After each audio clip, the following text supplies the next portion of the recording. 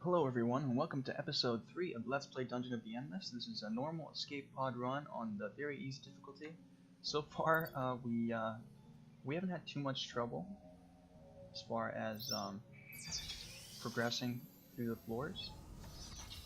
Not liking how they're not getting me as much dust as I'm normally used to. We'll start off with the industry generator, and we'll go in this room here.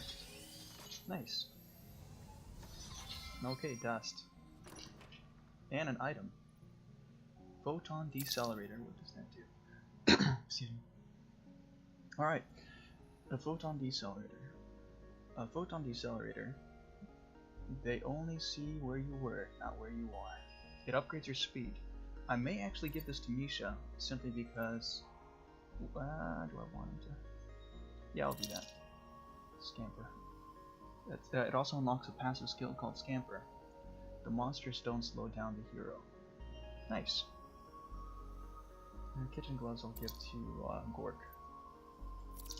Alright, not bad. I do have quite a bit of food resource. I may as well level these guys up. Soylent Green. Nod to old cult classic movie. You basically get 0.03 food resource per killed monster. Okay. And let's level up Misha as well. Oh, nice. More sandwich. Heroes in the room. They regenerate health by 25 points. Interesting. So he's finally got an active skill as well. We can drop our food replicator right there. Okay. Alright. We'll keep going. Excuse me.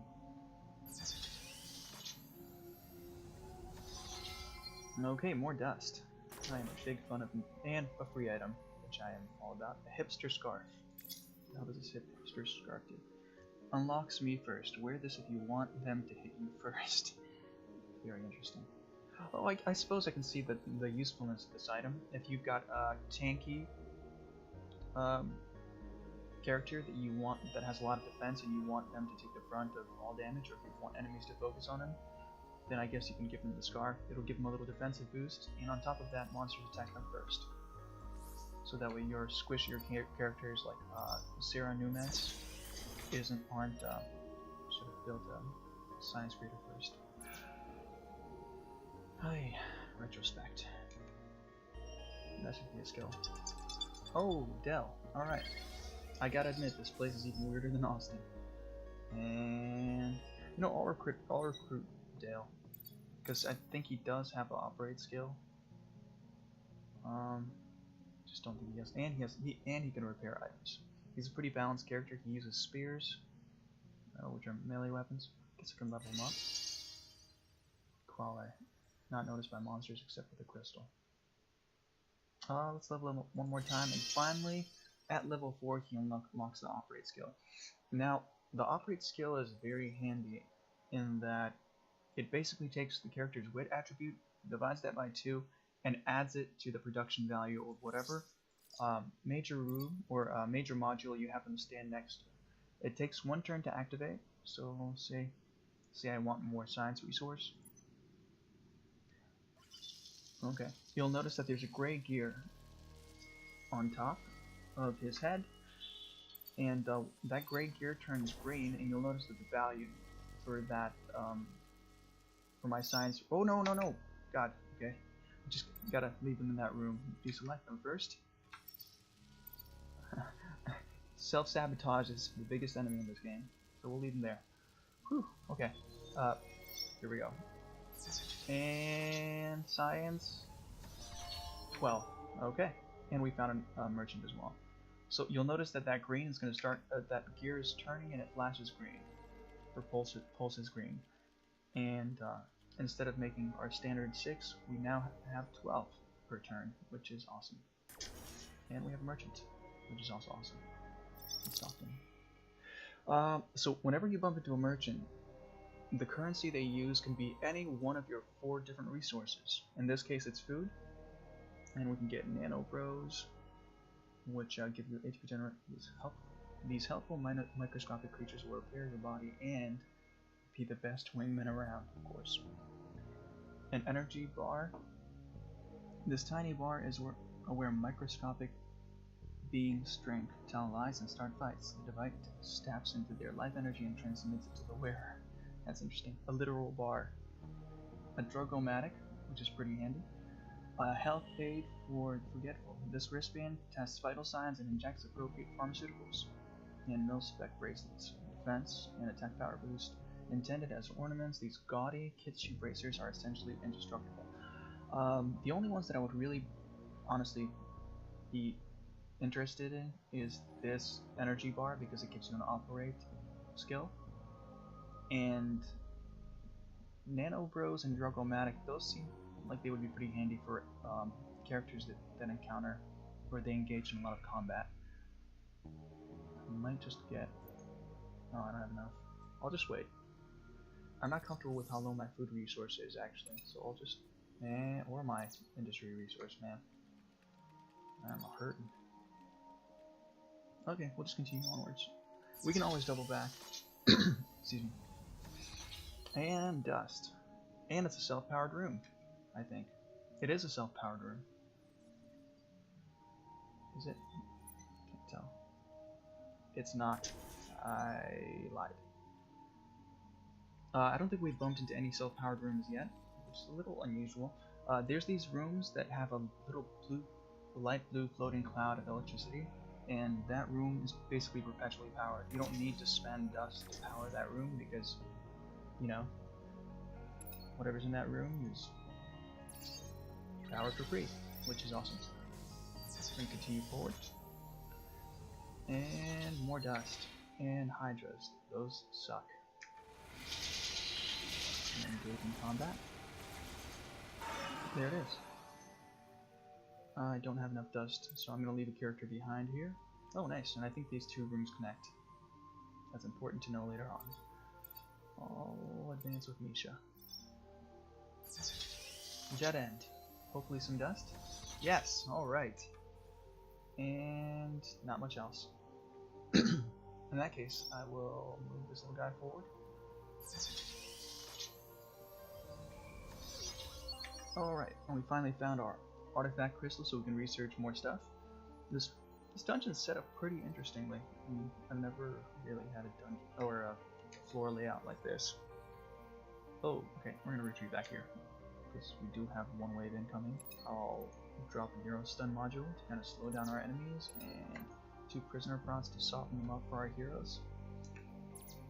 And just engage in combat. Oh wait, there it is.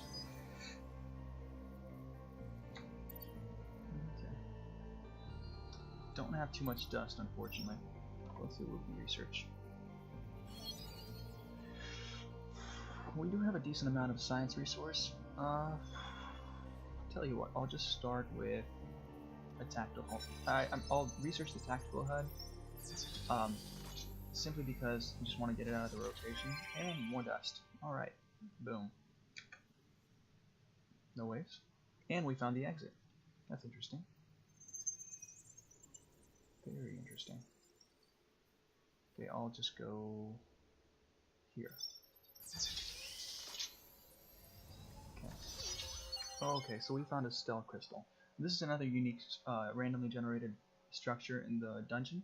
A stealth crystal basically provides a passive effect. It can be positive or negative, depending on what its effect is. It lasts for a certain number of turns and then it breaks. Okay, this one has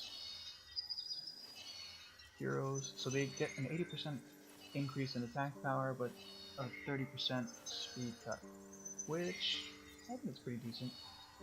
Slow but powerful. Yeah, that's pretty decent trade-off, because sometimes it's just straight up negative, no good, no positive, no nothing. And dust, zombies, a hydra. Monsters are getting a little bit more durable than I'd like them to be. I'm gonna retreat. Oof. Okay, we're gonna fall back to this choke point here. Fall back to make our last stand. Roll increase and yeah. Skills make all the difference. if you use their active skills, it does have a certain door cooldown timer, but it can really help with survivability. Alright, industry generator 4. I want this. I don't think I can afford it. Actually, one more turn and I'll be able to. Fantastic. So for your major modules, the highest level of them being upgraded, I think, is level 4. That's when you really, I think that's the most you can make, really. So I'll just, I'll actually make a tactical HUD. That, it's a major module, it takes up a major module slot, so if you've got the spare major module slot, by all means. What it does is it basically adds a passive attack boost, in this case 18% because it's the lowest level one. Excuse me. And what that does is it gives every hero on the floor a pretty substantial attack boost, I think. So I'll just okay, I'll keep going forward and just go from there. We'll go up. Dead end. But another research crystal. Any waves? Nice. Lucky. No waves. And we can upgrade that industry generator. One thing I am going to do is I'm going to go up here with Gork and have him start the research. And with him, let's see what's next on the lineup. Food replicator thing. I do want that. Prisoner prod also looks pretty attractive. Unfortunately, I don't have the science resource for it, so I'll just leave off on that for now. One thing I am going to do is build some hindering kind of minor modules here. Perfect. And I'll have Corp kind of hang out there. Misha, I'll have him open this door.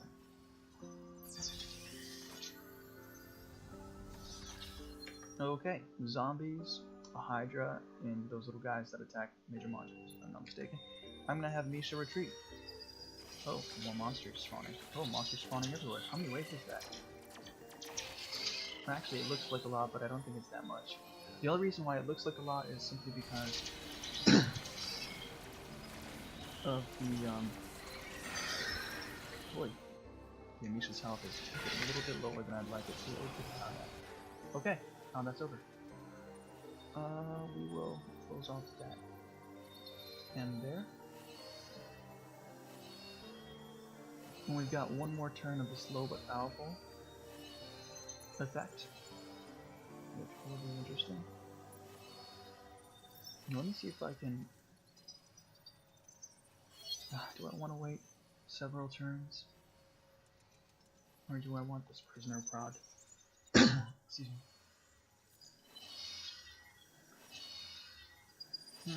Let's find out. 2 more doors. I think I have enough doors. At least 2 more doors. 3 more doors. I'll figure it out. I'll leave it alone for now. Oh. Yeah, I'll upgrade prisoner prod. Excuse me. Simply because it'll really boost my defensive capabilities over there. Hydras and zombies and whatever else spawns. Okay. Boom. Oh yeah, a lot of zombies and hydras and stuff. I'll just kind of retreat back there.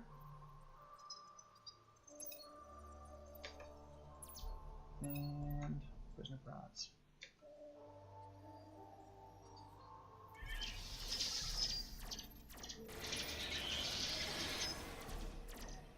Free dust.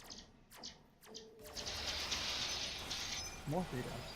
That's looking pretty good, actually. Okay, I will do that and continue forward.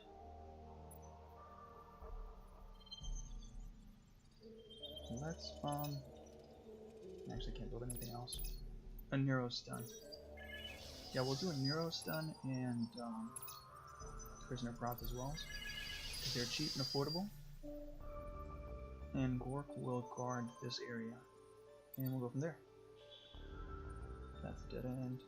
We'll have Misha double back over here. And we'll find out what this room is. There is a reason why I'm leaving these two doors closed, as you may have guessed. And that's just so I can control what how many turns I have left.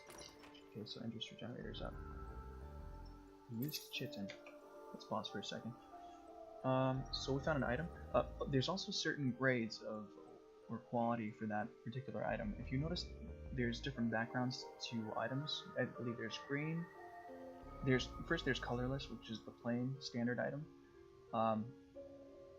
That's the most common spawn, and then you've got your green background, and then blue background, and then finally purple background. I think those are most of them. This is basically armor. Unfortunately, I don't really have too many squishy characters. I may just give it to oh, he's my fastest guy, Del Bradford. I may just give him the photon. For the crystal run, I think Del is going to be our runner, and I'll just give him that photon decelerator, and he will be our runner. Nice. But for now, I think he's got the least amount of defense. Actually, they're surprisingly close. Cork actually has the least amount of defense. Cork does see quite a bit of combat. I'll just give him the used chitin.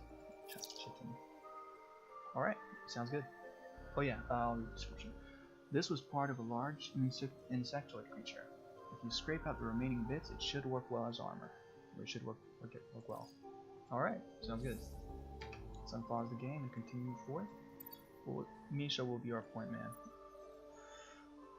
We might have to power down this room and power this one on.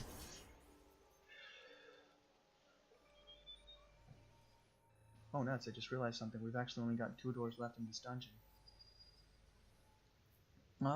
That's gonna make things a little bit complicated, because that means 121 dust is literally all we have to work with. But one thing that I do like about it is that we can start researching something. Potentially, no, we can't. Never mind. Wait, no, we might be able to. Plus 15? Yeah, we might be able to.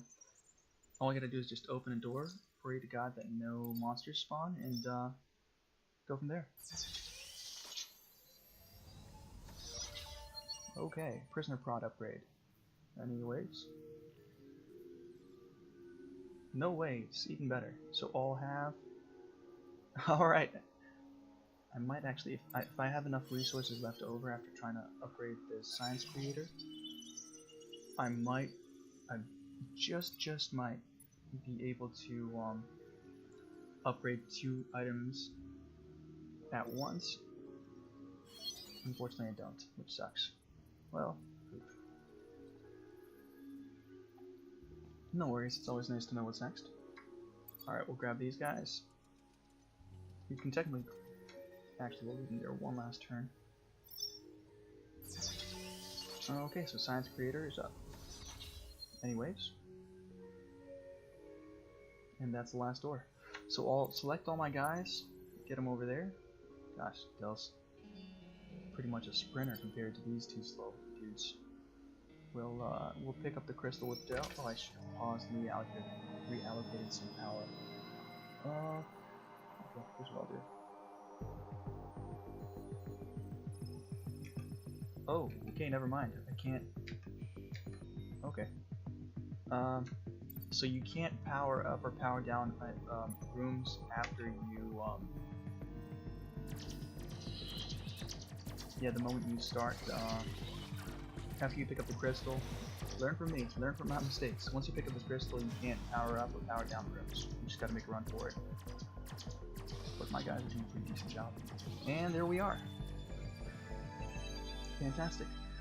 Excuse me. Alright, yeah. 4 of us could do some great beach volleyball down here. Fantastic. Always an optimist. That took about 16 minutes. That's not too bad.